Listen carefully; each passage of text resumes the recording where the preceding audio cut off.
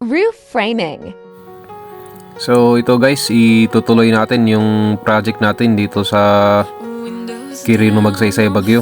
Ang project natin dito is roof framing hanggang sa sheeting niya. So ito, naikabit na natin yung fascia board natin, steel fascia natin. Yan, dapat naka 45 degrees yung pagdugtong dyan. Tapos dito sa zipper lens hanggang sa steel fascia natin. Actually, itong fascia natin is considered as zipper lin ito, pero yung size niya is 2 by 10 inches.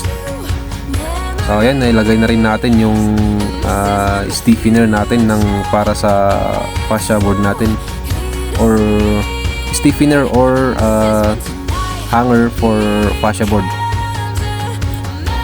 Yan. Yan yung natin, pinakita natin nung last na fascia board hanger. Diyan kakabit yung kukonekta yung fascia board natin. Napinturahan na rin natin ng epoxy primer. Ang nagpintura dyan si Sir Von. Yan, nakakulay din. Siya yung nagpintura dyan. Tapos si Sir Rafael, siya yung mag-welding mamaya.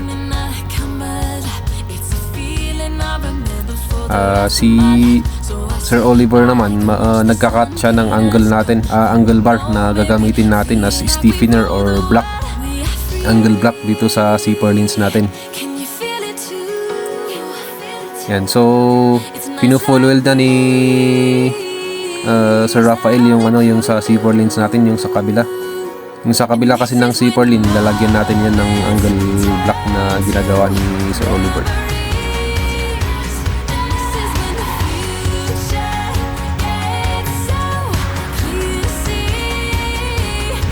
Yan, epoxy primer yan.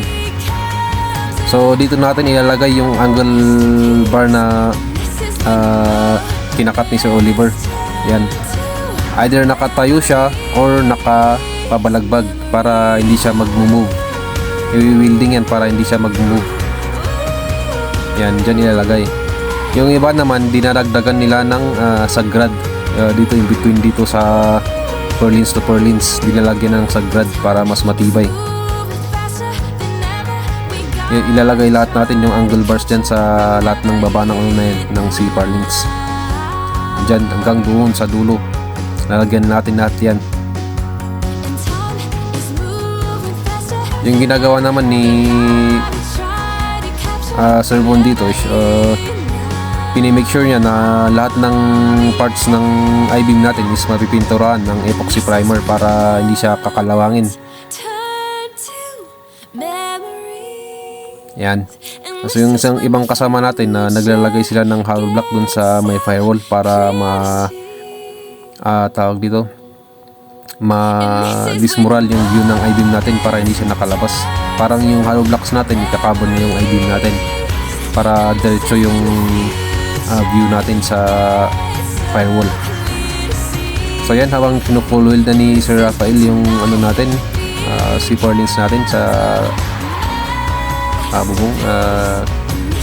Yung zipper lens pala natin is inulit ko yung spacing yan is 2 feet center to center. Yan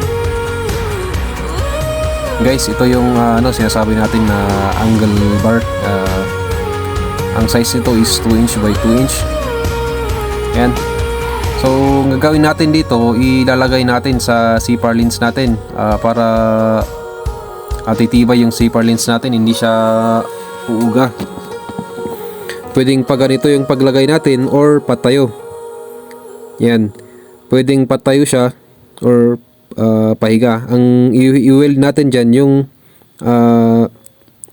surroundings ng itong angle bar para kumapit yung zipper lens natin at hindi gagalaw kapag apakan natin.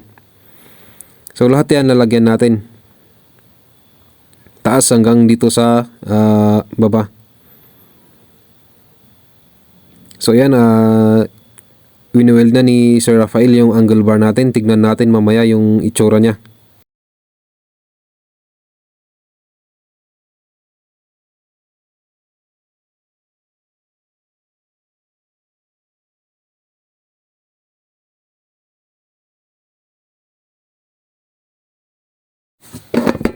So guys, ganito yung utsero niya.